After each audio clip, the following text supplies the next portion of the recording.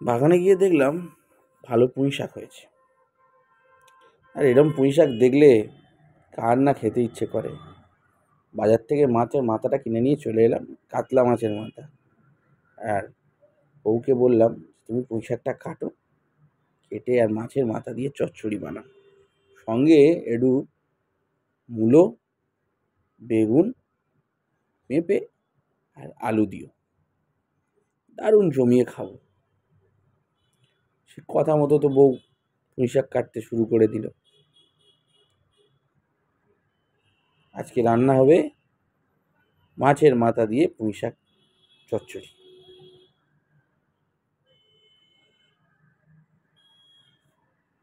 সেই মতো কাজ শুরু হয়ে গেছে।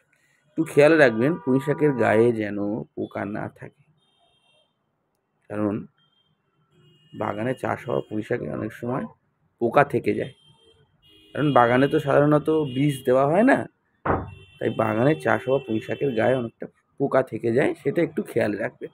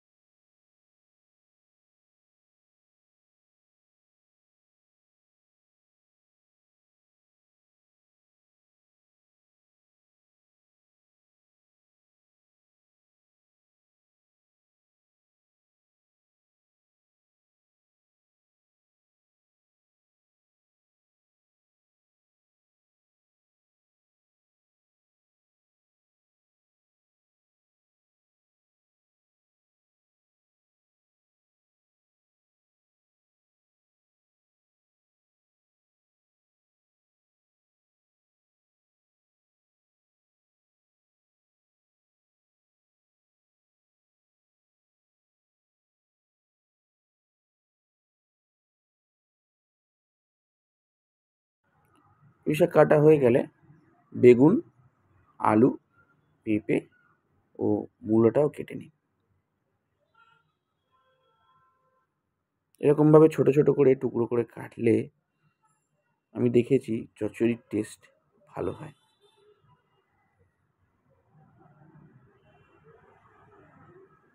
আমার ভালো লাগে, আপনাদেরও আশা করি ভালো লাগবে, করে দেখবেন।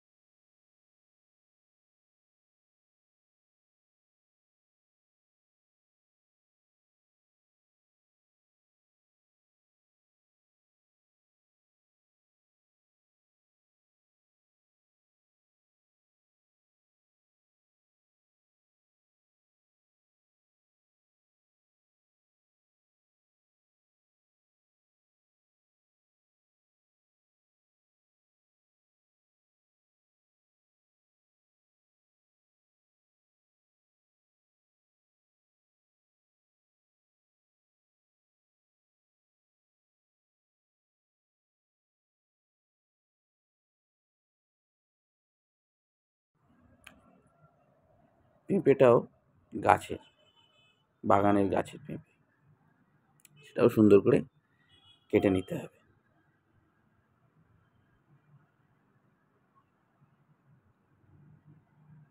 আমাদের গাছে পেঁপের দানা কম, ভালো লাগে, পাকা পেঁপে খেতেও ভালো লাগে। প্রচুর পাখি আসে বিকেলে, পাকা পেঁপে খেতে। একটা টাইম কুইজটা ছিল, পাখি পাকা পেঁপে খায়। ভিডিওটা দেখতে দেখতে অনেকে সেটা একটু চেষ্টা করুন বলার, সময় কেটে যাবে।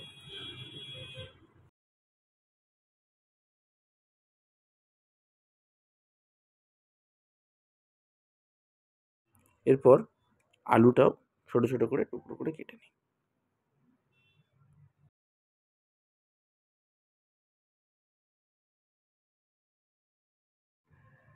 এই সময় নতুন আলু পাবো ভেবেছিলাম, কিন্তু বাজারে গিয়ে দেখলাম তেমন ভালো নতুন আলু আসেনি। এটা ছোট ছোট নতুন আলু হয়, চচ্চড়ি বা আলুর দম খেতে ভালো লাগে সেই আলুটাতে, সেই আলুটা পেলাম না, তাই পুরোনো আলু দিয়েই কাজ চালালাম।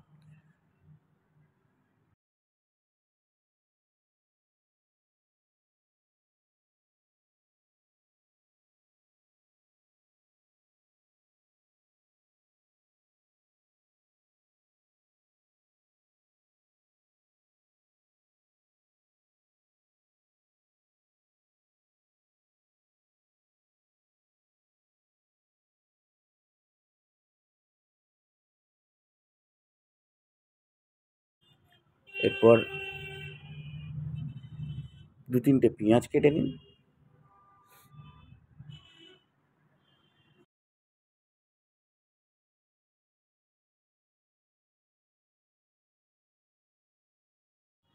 বাটার জন্য একটু রসুন,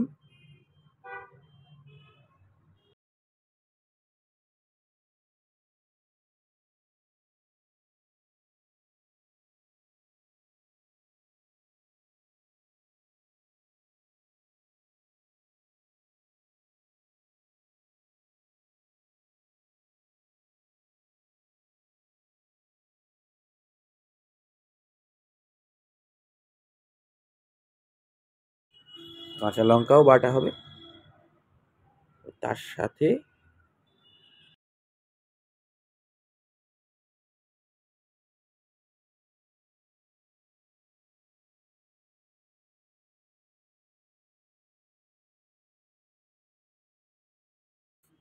আদাটাকেও ছাড়িয়ে ছোট করে টুকরো করে কেটে নিই, যাতে বাটতে সুবিধে হয়। আদা রসুন বাটাটা করে রেখে দিন।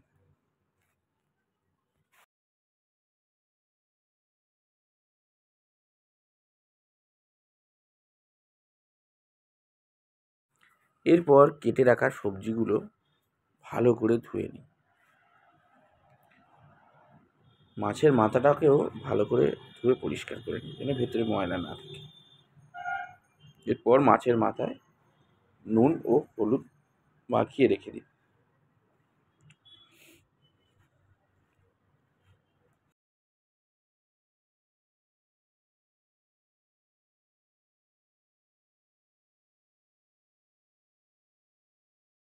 কড়ায় তেল দিয়ে একটু গরম করে নিয়ে মাছের মাথাটাকে ভাজতে শুরু করুন।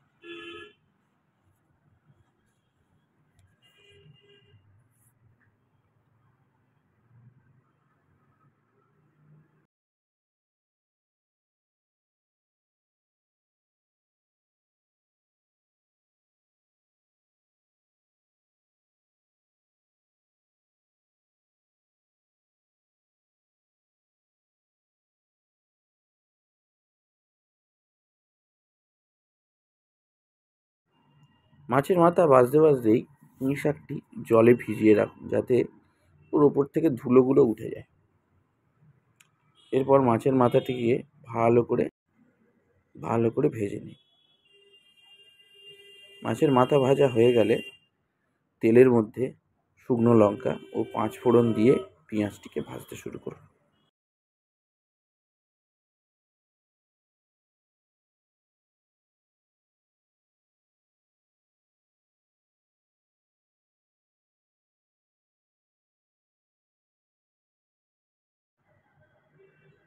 পেঁয়াজ ভাজার মধ্যে স্বাদ মতো নুন ছড়িয়ে দিন। এরপর শুকনো লঙ্কার গুঁড়ো দিয়ে ভালো করে নাড়াচাড়া করতে থাকুন।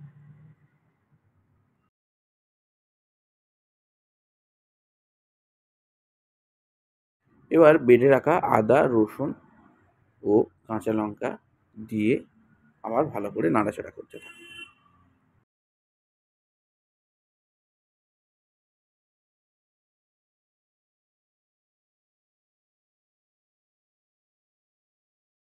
মশলা থেকে যখন তেল ছেড়ে দেবে তার মধ্যে একটু হলুদ দিয়ে দিন এবং জিরে বাটা দিয়ে দিন। ভালো করে নাড়াচাড়া করতে থাকুন।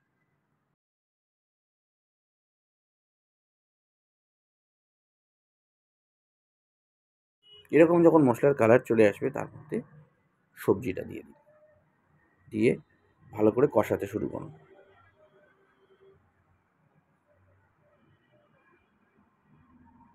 বেশ কিছুক্ষণ কষিয়ে নেওয়ার পরে সবজিটাকে সেদ্ধ হওয়ার জন্য একটু চাপা দিয়ে রাখবেন।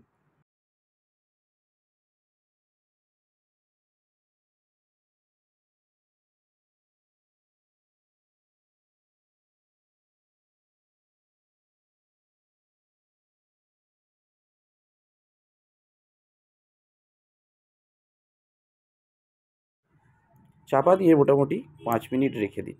আবার সবজিটাকে নাড়াচাড়া করতে থাকুন।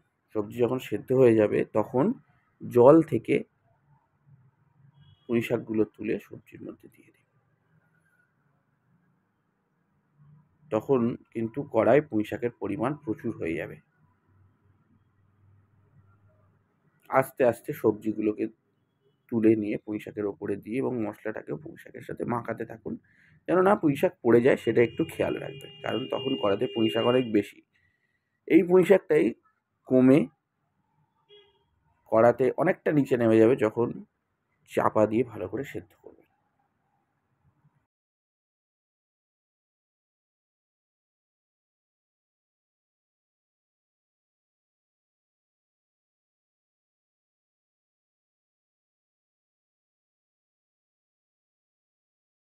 তো আরও 5-7 মিনিটের জন্য পুঁই শাকটা চাপা দিয়ে দিন সেদ্ধ হওয়ার মতো করে। পুঁই শাক সেদ্ধ হয়ে গেলে তার মধ্যে মাছের মাথা দুটো দিয়ে দিন এবং খুন্তি দিয়ে ভালো করে মাছের মাথাগুলোকে ভেঙে দিন, যাতে সেটি চচ্চড়ির সাথে মিশে যায়। ব্যাস, চচ্চড়ি কিন্তু রেডি। শুধুমাত্র কড়াতে যে জলটা আছে সেই জলটা যাতে মরে যায় সেই অবধি আপনাকে নাড়াচাড়া করে যেতে হবে। একেবারে শেষ পর্যন্ত যদি আপনি নাড়াচাড়া করে যান, চচ্চড়ি দারুণ হবে খেতে।